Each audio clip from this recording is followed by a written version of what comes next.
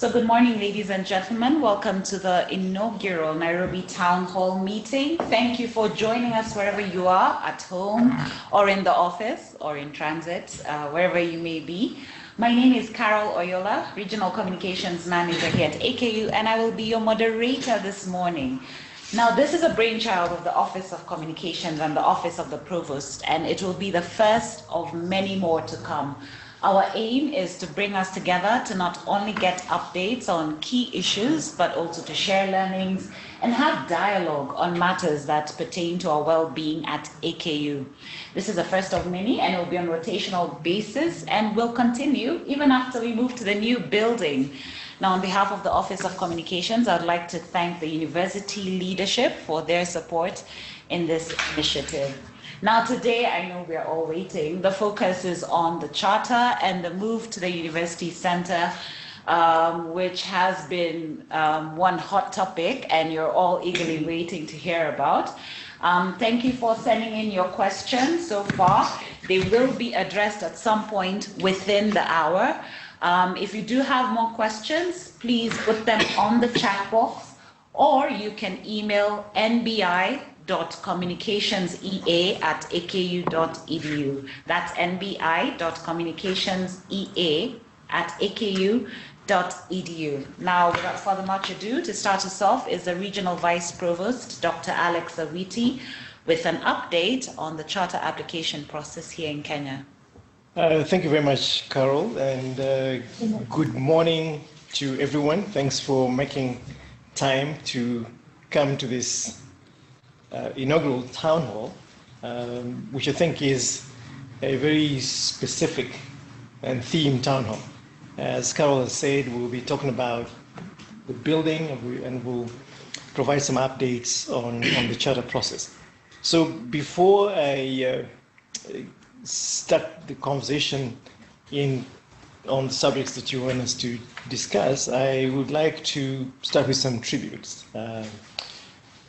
Today, the 24th of November, which is just weeks before our letter of interim authority expires, I think we stand on the warm threshold of history. We have worked very hard, met every legal and regulatory requirement, and when we receive the charter, AKU will have truly earned it. I want to thank a group of men and women who answered to the Provost's call to serve with me on the Charter 400 committee: Joyce, Josephine, Carol, Vicky, Amina, Peter, Powell, Kennedy, Mandela, John Kamau, and Thomas Ombech. Their thoughtful deliberation and counsel illuminated our decisions and focused our preparation for the fiscal verification visit. And I want to thank Caleb Orwa of EAI for creating a data entry interface which enabled us to efficiently gather all the critical data for the self-assessment. I also want to thank the deans and directors who provided critical input as we assembled the requisite data for the submission of the formal charter application. I want to say a special thank you to Jerry, Henry, and Fiona for putting together what I think was the most elegant binders ever submitted to CUE.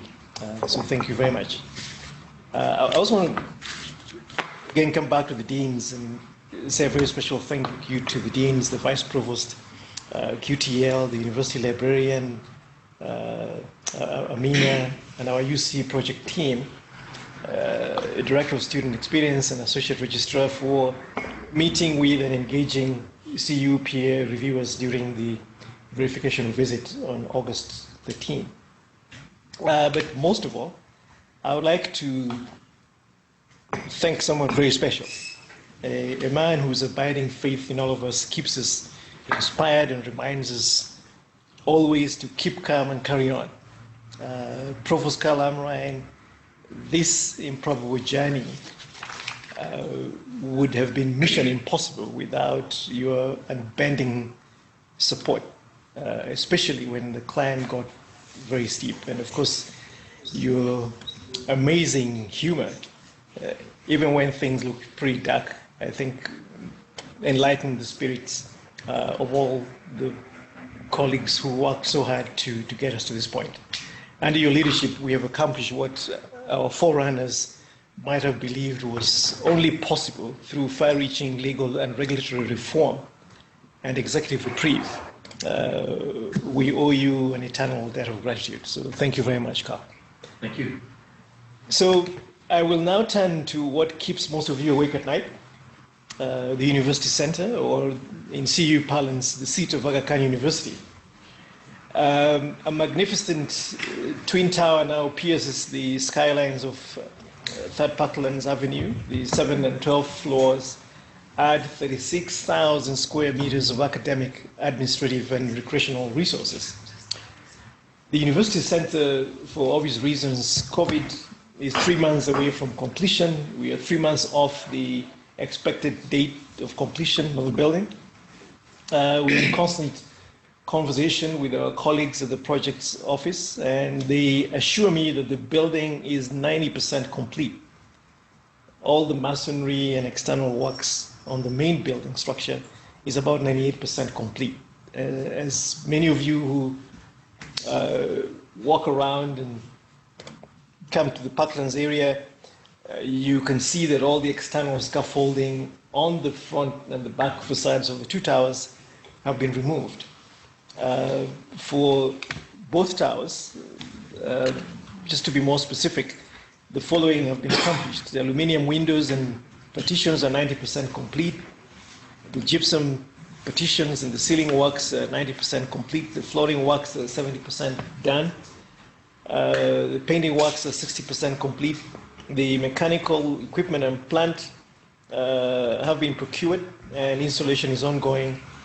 Some of the fixed furniture works are 70% complete. The boundary wall is also done. It's 100% complete, and works at the gatehouse are about 80% completed.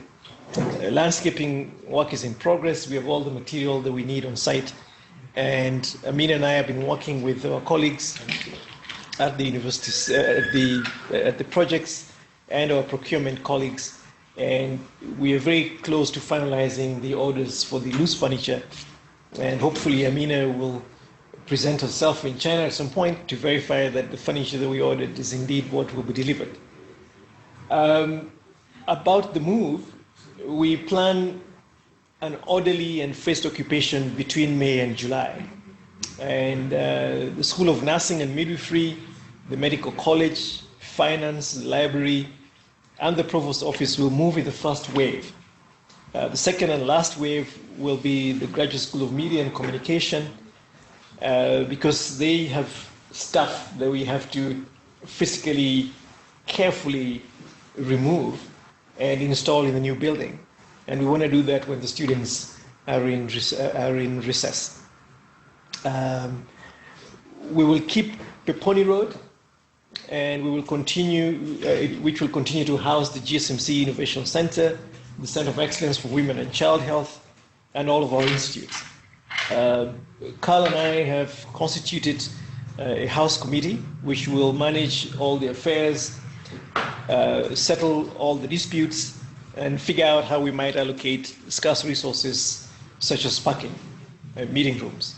The House Committee will comprise of the chief users of the building, that's all the deans, and the directors who will be in the building. We will have this team supported by a facilities manager whom we have already identified, and we're working very hard to make sure that we have a smooth transition to support the building process.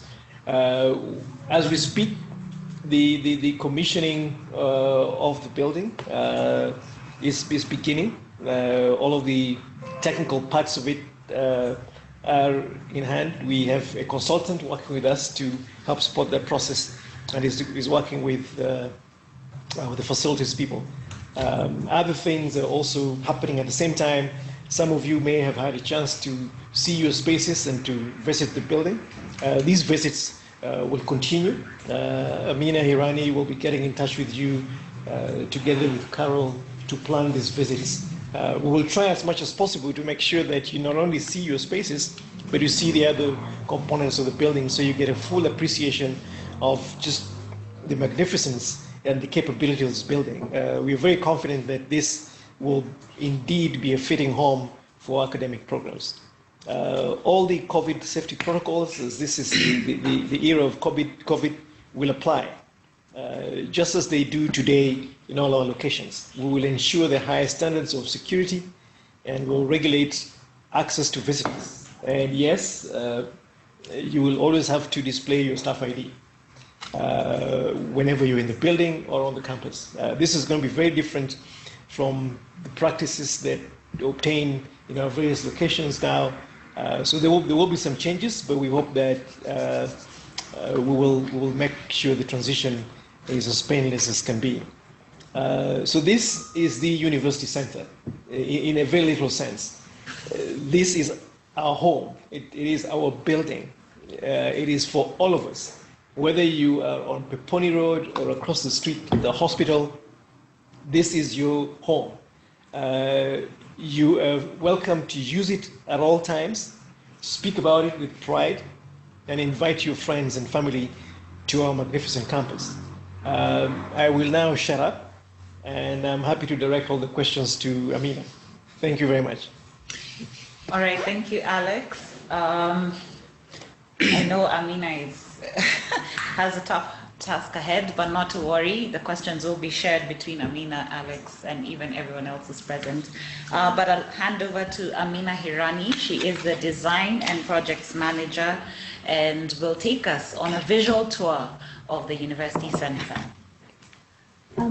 Hi, good morning, everybody. So, as many of you know, that this building has mutated a couple of times before it became our academic and administrative building, the University Center. So the journey has been not very easy, but as we try to sort of, if you like, square the circles, as many of you will be doing that when you actually occupy that building, at least for a while. There has been so many positives, and there are many positives to this building. And I think that I wanted to say that one of the biggest positives is that we will all be in one building. And then there are so many magnificent features, as Alex said. And what you're seeing right now are the twin towers that he spoke about, and probably everybody's seen them. So what I'm going to do is I'll walk you through this building first and share the features with you, which some of you have already seen and others will be seeing in the next few weeks. Important to kind of also say that there are a lot of preparations which are ongoing to make our big move, which I will speak about briefly later. So if I try and show you the two entrances, can we go back to buildings? So so there are two entrances to this building. So that's the pavilion through which you have the vehicular and visitors entering. And then to the other side, where I think if you can see my cursor, where there is the AKU portal, where students and staff will be entering into the courtyard.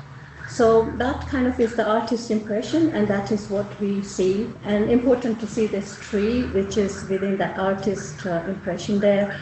And it's a magnificent tree which was transplanted from the hospital grounds here, so that it is a mature tree. So if you came from the from the pavilion into the entrance plaza, you'd enter into the reception, and that's an artist rendering which you can see here, and there's Carol and myself pretending to be the first visitors in this, and it shows the construction progress, and I think you can see the formation and how it's coming to life. This is where you would probably come through when you came with the kind of through the student portal. And this is a courtyard which kind of spills out from that cafe area. So a lot of space here for people to sit and to kind of chat, etc. And then come again. So that on the right is, on the left is the artist's image. And the construction, which is the next picture, as you can see that the rounds and the tree holes and everything, so it's kind of taking shape. The next one. So again, this is within the courtyard, and I wanted to show you this is because you can see how the building is taking shape, and important to see that kind of atrium bridge, which you can see in the artist image there, and then what is happening in reality. I think it's a very good formation. This is actually on the bridge, which is the atrium bridge, and this is a connecting bridge between the two buildings that we have there. I think that it is quite an interesting space. It's an animated space with visual connections along, across, horizontally, vertically, and you would be able to see a lot of things that's happening within the buildings. And so I kind of see these are really this, although they are kind of connecting hubs and circulation hubs, but they are also very lively spaces. There's going to be furniture around, which is locally produced here in Nairobi. And you can see also the planters bringing sort of greenery as well. Okay, next. These are the views, I mean, again, the artist rendering showing the trees, and you can see the shape, it taking shape in that kind of construction progress photograph. Again, you'll be able to have these visual connections from the bridge, from the veranda, and that's why I feel that this building is a very vibrant building with a lot of things happening in different areas simultaneously, which will bring a lot of interest to everyone and give a good quality of life, I guess. This is an interesting space, and that's kind of the amphitheater which is behind the building, and it kind of connects into the auditorium, which is sort of around that area, and I'll show you that as well. And you can see how it's kind of taking shape here. Again, on top here, there is a kiva terrace, a large terrace for events, etc.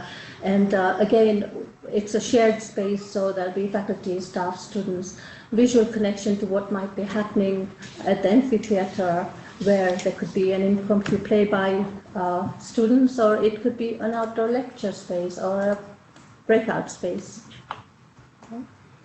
This is the auditorium, which kind of connects to that amphitheater outside, so it's kind of an indoor-outdoor space and could be used for various reasons, various occasions, and be able to be a very pleasant space. This is the image of the library, and it has it's on 2 floors. On, if you like, on the north tower, which is the shorter tower facing the street. Interesting space again, and kind of interconnecting staircase. So once you're in the library, you're free to use all this space, and actually it connects out to a reading terrace, which you can't see it from here, but it is a very interesting space, and again, the faculty, staff, or students all will be able to use this. There are group study rooms here which could be booked for different reasons, etc. Yeah. Okay. Just 2 examples of learning spaces, and this one is just a classroom which is can be rearranged in different ways, and the other one's a case study room, which is similar to the one that we have at 9 West. So it will be used, again, shared space, booked room, etc. Okay. These are the 2 labs that we have. So we have the pathology and microbiology lab and the science lab. I know they look very similar, but there are 2 different labs, which is all under construction, as you can see. An example of the offices, so on the left we have the leadership wing, where it's on the 7th floor, and so some open plan offices to the front, and then cellular offices. And on the right you have a typical faculty and administrative offices, where you have a series of closed offices and meeting rooms, and the larger space is the open plan offices, which would have clusters of 4 along that kind of long office. Mm-hmm. Okay, so I think that kind of completes the little journey, showing you the construction progress and the artist image. And so then there's the big move, where we are going to have the 4 areas from 9 West, from Sunny Plaza Hospital, and Park Place, all kind of converging into this very tightly hemmed building. But as I showed you, that there are a lot of landscaping around, spaces to kind of break out, to meet with friends, etc. And that kind of is the first part of my presentation, and I'll briefly talk you through the kind of ongoing preparations that are being made so that everything is kind of happening in tandem. Just a few things to point out is the logistics of the physical move. As Alex said, that it would be kind of in waves, and we are already talking to movers. We know how long it's going to be taking. We also have identified who will be moving our existing furniture.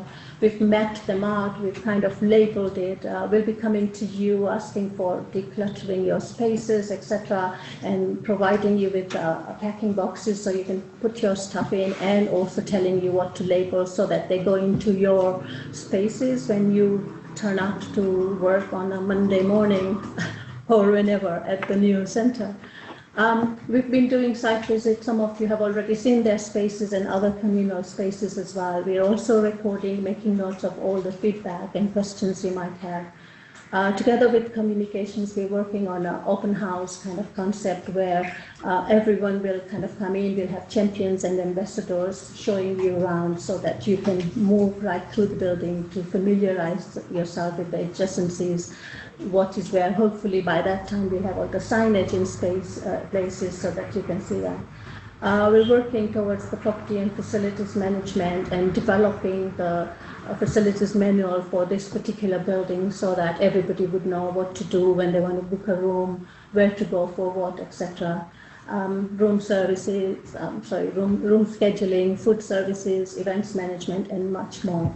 And I think that's where I want to leave it. And we are asking the question, when will be the big move? And as Alex have already kind of told us when, that's it for me for the moment.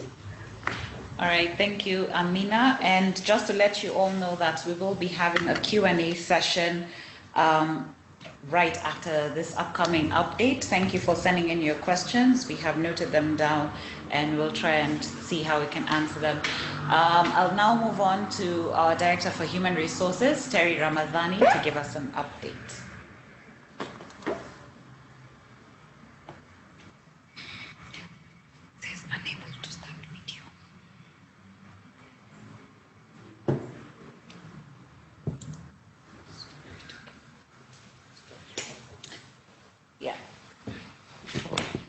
Good morning, everybody. Thanks, Ken. I have some few remarks and updates regarding the big move. I like the last slide that Amina shared that has 4 arrows that are converging to this one new space. And it's quite a beautiful segue for the comments that I have to make, because we have 4 distinct operations across Nairobi, and for the first time, we'll be having everybody in the same space, same building. And as with any other change, this is also anticipated that it will bring its own challenges. And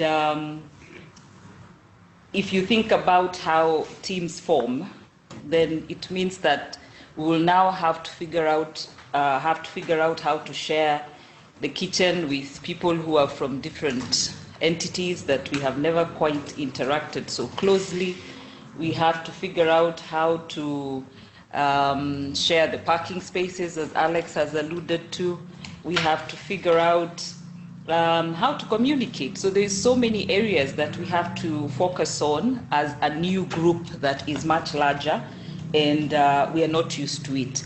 So we would expect that obviously before we get performing, we would have all the other stages of forming, storming, norming, etc. So questions, disagreements, conflicts here and there are expected, and it is our job to figure out how we will make it as seamless as possible so that these 4 mini distinct cultures and sort of environments can come together as one really beautiful space of people. And we have been thinking about this primarily with colleagues from marketing and communications. We've also been talking about these issues with our deans and directors and working with them to figure out how we're going to ensure that we have a really great outcome moving to the university center. And some of the things that we've thought about as outcomes is to seek to have alignments between our different communities, to seek to enhance our people brand, to energize our people, and to create platforms that allow us to come together. And so to do that, we have lined up a variety of different activities. So today I'll give you a highlight or a taster of some of the things that we're thinking about that will help us to explore some of the underlying assumptions we might have, to help us think about what values we hold as AKU, to help us think about what artifacts that would encourage us to embed some of these values. And some of the low-hanging fruits activities that we've lined up are a webinar series about working with COVID, because we live in that area and in that zone right now. We'll also have things like brown bag lunches. When the time is right, Carol will tell us more about it. We will have the continuous of our birthday celebrations. We will have the site visits will continue, as Carol has alluded to. We will also continue with some of the events like the staff and faculty get-togethers that have been happening in the past. We'll figure out how to do them in the new dispensation until we have a handle on COVID. And we will have many other such like activities. So from me is stay tuned. Over to you, Carol. All right, thank you very much, Terry, for that update. And of course, we do look forward to working together as we move into the new building. Now we've come to the question and answer session, and I will be directing some of these questions to either Alex, Amina, or Terry, or even maybe any of the academic deans in the room can answer as well. Some of these questions have already been answered, so I will just pick on the key questions that haven't been addressed yet. So this one is for Terry. I'll give you two questions. There's one on, will there be changes in the staff or administration structure once we move to the university center? And also, are there subsidized rates for staff to access the gym, and what recreational activities will be provided? Perhaps you can answer that before we move to the next questions.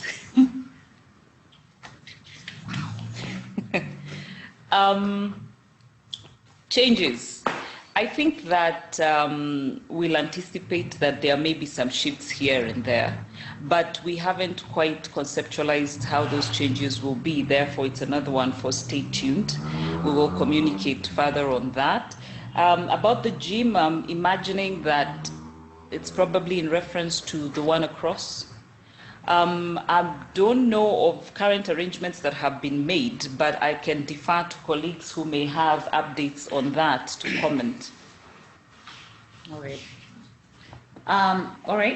We can move to Alex stroke Amina. But this question here is on what is the criteria being used to allocate space for departments or faculty? And also, is there, I think I'll ask three questions because they're sort of aligned. So the criteria that's being used to allocate space for departments or faculty, how have new requirements to accommodate teaching and learning in COVID been taken into account in the new building? And have the faculty seating areas been modified to take COVID social distancing requirements into account? The current sitting area in the Doctor's Park was designed pre-COVID, and faculty are very close to one another. So if you could answer in regards to social distancing, but also allocation of space for departments. Yeah, so on academic spaces, these are predetermined. We have designated academic operations to various floors of the building.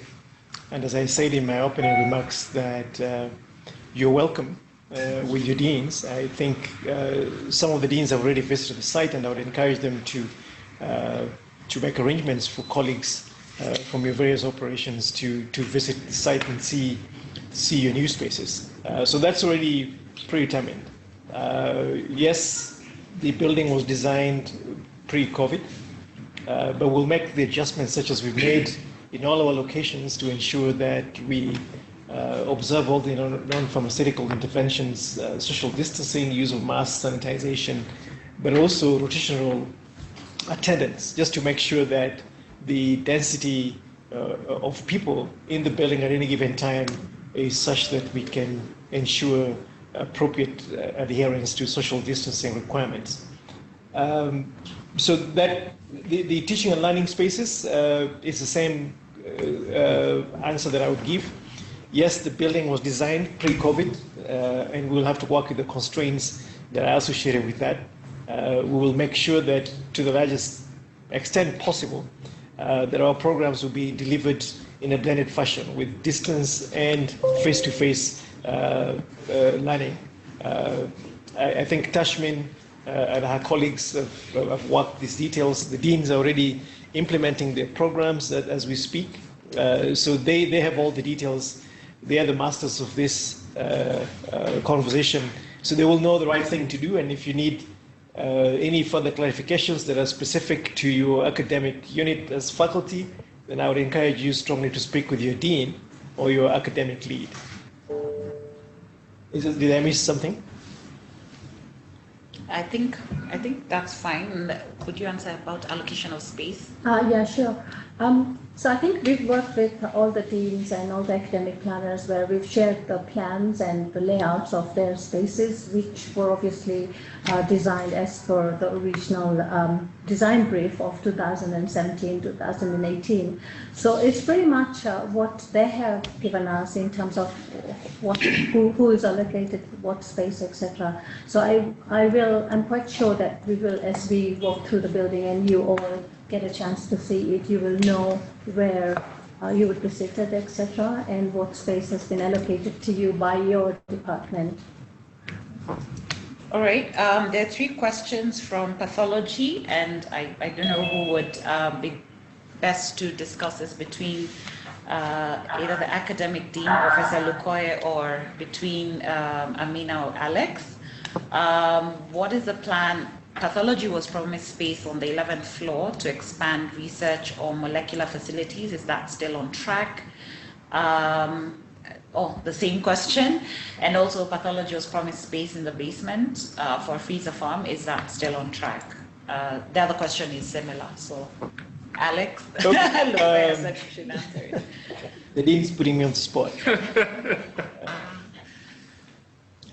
So I want to say that all the spaces all the space and the use for which the building is designed has been preserved, and we will not turn on at the same time as we move in next year all of the research laboratory spaces as we had expected.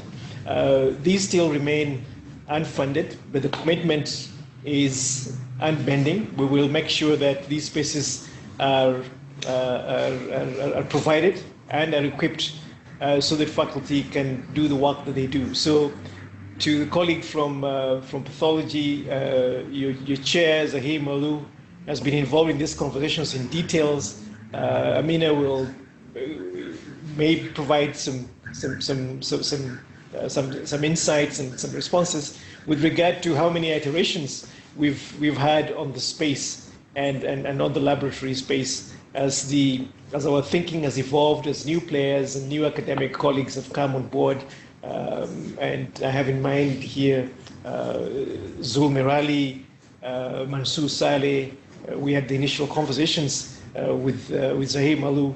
These commitments remain. The space will be turned on at an appropriate time when all the resources are available. So that commitment remains unchanged, is the short answer to your question. All right, thanks, Alex. Next is regarding shared spaces. So I'll group them up as well. Will there be umbrellas or shades at the student spaces? And I'm guessing perhaps when they saw the artist rendering. Is there a staff cafeteria, and will the food be offered at an affordable rate? Can I also buy snacks? And yeah, I think those are the shared spaces. So Amina, should you be the one? Yeah, sure. So the staff cafeteria, I think that a lot of these questions are going to be explored as we move along, because there are operations and things like that. So we do have a cafe on the ground floor. We also have a cantina on the second floor. And so I think it's all kind of is going to be worked out as we go along, at least in the first few weeks. In terms of umbrellas, yes, there's a lot of debate going on, and also kind of looking at the interventions of, say, the Kiva terrace, which is probably fully exposed most of the day and a lot of sun in there. So in terms of kind of providing shades, etc. In the original design, sure, there were umbrellas, but we are trying to kind of get something more imaginative there. So these are all the conversations that are going on in terms of the refinement of the building. Also to see how much of the space will be in sun, say, into the courtyard, the one which kind of spills out from the cafeteria. And so these are the sort of things that we will have to fine-tune as we go along. So just to add a few comments on the cafeteria and affordability, one of the first tasks of the House Committee will actually be to constitute a task force to work with a list of vendors to discuss the details of the menus, to discuss the details of pricing, and ensure that the cafeteria will cater to to the widest diversity of food and food habit needs of colleagues in the building. So please, if you have any ideas when the time is right, please make sure that your suggestions reach this committee. This will be one of the very, very fast steps that we take towards engaging all of us in some kind of arriving at a consensus and a common approach to resolving all the questions arising from the various needs of the users in the building. So please, when the time is right, we will make sure that the notices are brought to your attention, and we welcome you to serve and sit in this committee to help us choose the right vendor and ensure that we have the menu that works for you. We are very, very conscious that the pricing will be critical. We don't want you walking across the street again, going to the hawkers market, whatever they call the city market across the street. All right. This is regarding traffic discussions, though you mentioned it in part. Is there discussion of a pedestrian crosswalk for people crossing Third Parklands? This is a high traffic area and poses significant risk to people crossing the street. Yeah, so several conversations have been held, and if you've been around the building, around the entrance recently, you've seen some works around drainage, and that's part of a process to clean up the place and make it pedestrian friendly. But we should also be mindful that we have a hospital across the street that requires that we make provisions for pedestrian traffic, especially those coming off the matatus. So there's a matatu stage across from the hospital on both ends. If you're in the left lane going up towards Diamond Plaza, there is a bus park. If you're on the left-hand side, if you're on the other side across from the University Center, there's another matatu stop. We will have to think very carefully about how to manage the exits and the entrances on Third Parklands. Because across the street we have 4 entrances. We have four ways into and out of the hospital, and then across from our side there will be 2 vehicular access openings, and then there is a pedestrian portal on the extreme left of the building. So we'll have to balance that. I understand that this is heavy traffic, and there will be pedestrian movement on an enhanced basis, because of ourselves moving between the 2 campuses, but also patients who are coming to the hospital. So it's going to be part of a wider conversation with the Nairobi Metropolitan Authority to arrive at some commonsensical agreement on how to make sure that all of us who use this part of Parklands are safe. So we will keep you updated on the decisions that are taken. But I think one of the hardest decisions we have to take as AKU is on the number of entry points and exit points that are meaningfully feasible on that road while minimizing disruption of patient access to the hospital, student and faculty access to the university center, but also not overwhelming ourselves because we can't have it all. We'll have to make some hard choices on exit and entry pathway ways into the two buildings. All right. Regarding learning spaces, there's what's the capacity? Just 1 second. What's the capacity of the library? And number 2 is are there plans for a surgical skills teaching or training space? And regarding shared meeting spaces, will there be an online booking platform to help with scheduling? So Amina, Alex. So I'm not sure about the how much detail you want on the library. Is it number of people sitting and reading books, or people who can use the library services coming in and getting resources? I think what we have is a provision for folks to sit in the library and do the work that they need to do. But we also have an outdoor patio that faces Third Parklands, which is also open for students to access the material that they need. So I can see from Peter Gatiti that the library has a seating capacity of 120 people. We have a student population of 456 and counting. When we finish the admission cycle for GSMC's 2 programs. So I think at any given time, we will be able to sit all the students. And remember that there is space outside the Kiva Garden, and we also have the amphitheater space. And there's a lot of other spaces that you'll be able to use while you're at the university center. So I think space in the library should be the least of our worries. We will all be able to accommodate everyone who needs to be in the library to do the work that they need to do. For the scheduling? Yeah, I think that's an easy question. It's definitely something which is being looked at as part of the preparations of moving that I spoke about. So yes, there will be. I don't know if you answered the one for the surgical skills teaching or training space. The dean is here. The dean is here. So the deans are here. So. Are there plans for a surgical skills teaching or training space? I think that is at all is what I can try. I think for the skills lab, we have the simulation labs and an actual teaching skills lab, but we do not have a wet lab on that particular space. And I think that's what that person is asking. So yes, the simulation center will be used for surgical skills training as well. It has the capacity for both anatomy training, but also surgical, because it's a digital kind of platform that can be programmed for almost any kind of teaching that requires skills.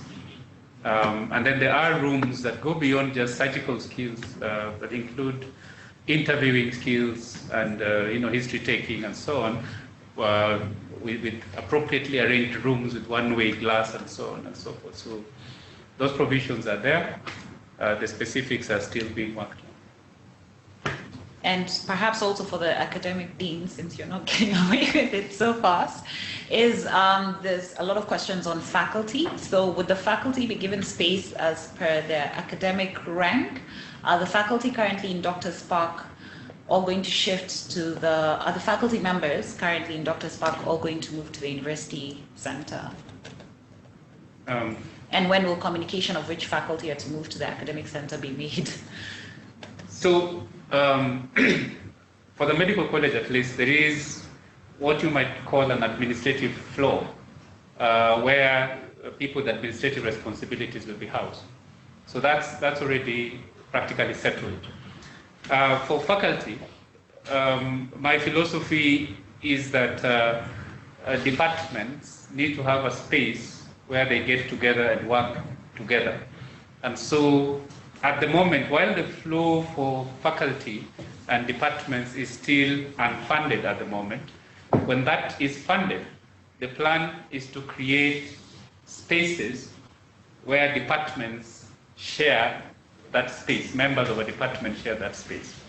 To the greatest extent possible, the intention is to allow the departments to decide how they will use that space, but my desire is to have as much common use space as possible. And the thinking behind this is that it is absolutely impossible to have every faculty member have personal closed space for themselves. So we have to create as much shared space as possible, but ensure that everybody has access to storage, has access to important equipment, has access to meeting spaces which are scattered throughout the building.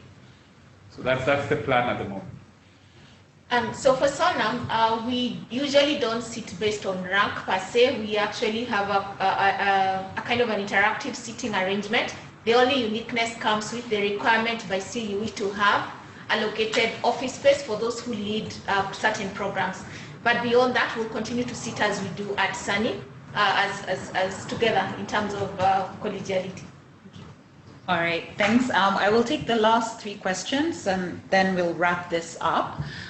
For the furniture that will be left behind and not transferred to the university center, could the staff in that entity be given first priority to purchase at a reasonable price? So that's, I'm sure, for Amina.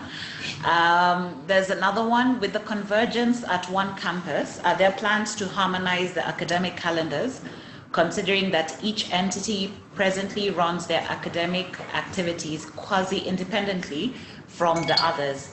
And the final question, which I can answer, is will the students also get to visit the building? And that's yes, there are plans to arrange that. We're starting off with the Student Executive Council for the Students Association, and then once we get clearance on safety, we will plan for that as well. But for Amina, regarding furniture that's being left behind, and maybe for Alex or the deans in terms of academic calendars. Okay, for the furniture, well, we are reusing a lot of furniture that we already have. So, for example, all the classroom furniture which was bought recently for Sunny Plaza would all be used. We're bringing all our furniture from 9 West, which is being reused. All the Park Place furniture is reused. So we would have minimal furniture really that probably is from SONAM. I think we would have to just follow the policies of the university in terms of the disposal of it if it comes to that. I'd just like to just say that. That's all. Yeah. Alex? Okay, on the question of academic calendars, I think there is this is an ongoing conversation. It's not just academic calendars, it's academic calendars across East Africa in general. What we have right now is an academic calendar that begins at different months of the year for the different schools. The GSMC calendar is a January calendar. SONAM has 2 admission cycles, so that one of the cycles is August and the other one is February. Is that right? Yes.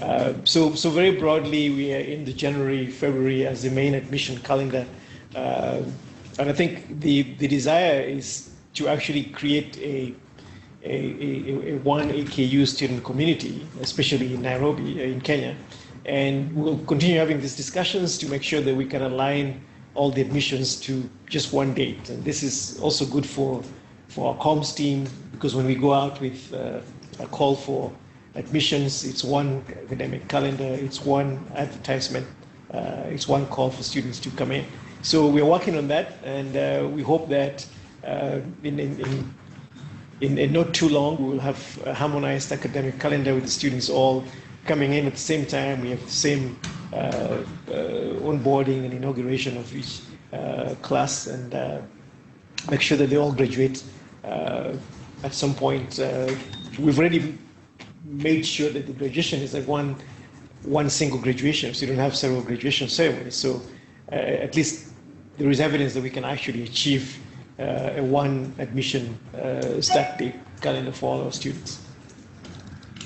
All right, thank you, Alex, Amina, Terry, and the academic deans for answering the questions. We still have much more, but due to time constraints, we will not be able to answer all questions. As I mentioned, that this is the first of many in town hall meetings, so I'm sure your questions will be answered as we go along. For now, I will ask Dr. Carl Amrine, the Provost and Vice President Academics, to make any closing remarks. Did I get it? Yes. Oh,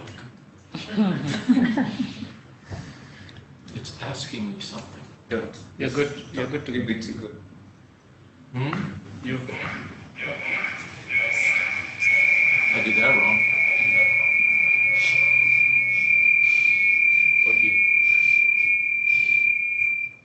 Okay. So, now I'm gone. Easy come. So thank you all for coming. A few remarks. Keep in mind, a lot will happen after we move into the building. So when you start doing the tours of the building and when you walk around the building and you see this and that and something else that maybe doesn't look quite done, just remember, moving into the building, a brand new building, usually starts a 12 to 18 month process of occupying the building. So you can move in, sit down, but then you start wondering, where's the washrooms? Where's the coffee pot? Where's this? Where's the wastebasket? So be patient. The House Committee will be absolutely critical to success. And we made a very, very strong case that the academic leaders had to be intimately involved in occupying the building in order to begin to create that intellectual environment that we will call a campus. And in this case, it's a vertical campus, as opposed to Stadium Road in Karachi, which is a horizontal campus. Now, the real challenge is, how do you create in a vertical setting the serendipity of circulation, the serendipity of bumping into people that characterizes a horizontal campus as you walk around the buildings. So if you get into this building and you only ever go to your place on your floor and you never go anywhere else, then it's going to be no different than any other office building. So critical for the House Committee and those who will be living in the building full time to think about how you create that pattern of circulation vertically that characterizes a traditional campus horizontally. So that's the great challenge here. A couple other things. Crossing 3 parklands, one very cynical person said, when they open that building, 3 parklands will become the parking lot between our building and the hospital. So you won't have to worry, it's going to be so congested, nothing's going to move very fast anyway. That's a dire forecast. There is a lot of thinking going on around traffic patterns in that neighborhood. It's a serious issue. As far as the food goes, as long as it's fried, I'm happy with whatever it is. So that's my vote, and if you share that with my loving wife, I'm going to be in real serious trouble. But where I come from, everything can be fried, including ice cream. So let's just put that high on the list, Alex.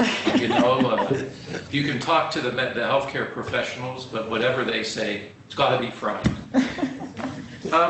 The critical piece for all of the leaders here is that the building is not complete. Floors, a vote for French fried ice cream. Gatonga, you're with me. floors 8, 9, 10, and 11 never were intended to be completed. They're what's called shell. And with Zol Morelli, we toured with Amina one of the shelled floors. It's finished with walls, windows, and electrical outlets, and that's it. Why were they shelled? They were shelled because, and it's fortunate that they have been shelled, because when the building was first conceived a long time ago, we didn't have a fully fleshed out academic program. Now with new deans, we are imagining new academic programs. Those floors will be used for the academic programs. The 11th floor will be the lab. If anybody knows anybody with a spare $12 million, talk to Amina, because she will get that money deployed and we will create the labs that the colleague from pathology was talking about. The one thing you can all help us tremendously with, do not start talking as if the building's too big. This building, the day we occupy it, is too small. With the plans of the deans to introduce undergraduate medicine, undergraduate nursing, maybe undergraduate education, more graduate programs, that building is already too small for the aspirations as expressed by the deans in the next 2, 3, 4 years. So we will hang on to Paponi Road. We will fully utilize Paponi Road, and we will hang on to every square meter of space in the new building. And 5 years from now, someone's going to start talking about the next academic building on one of the playing fields behind the hospital where the Jamaat Khana and the community facilities are currently located. So just remember, the building that you see the day you move in is not the building that you will be seeing 5 years from now. Okay? And those are my comments. It is an exciting time. And just to show you that I can read literature, I'll quote, "It is this year the best of times, and it is the worst of times." From COVID, it is the worst of times. From a new building, from a reset, a restart, for the AKU East African Academy in all of our countries, with all of our new deans, it is in fact the best of times. And from all of the chaos that is the pandemic, we will extract a spectacular new intellectual community, and it will be a sterling example of what is becoming the norm in densely populated cities, an integrated vertical campus. So with that, congratulations to everybody that's making this happen. And for all of those who serve on the House Committee, get ready to be inundated with requests. Carol, back to you. All right, thank you very much, Carl. And so many actually are joining you in the excitement with everybody saying thank you very much, Amina and team, for your presentation, and they really appreciate the visual tour. So yeah, let's be patient. There are a lot of moving parts, but as I mentioned on the chat box, that if your question was not addressed, we will ensure that it's addressed at the next meeting, because as I said, this is just the first of many. Thank you all for your participation, for being present all through, and have a great week. Thank you very much. Thank you.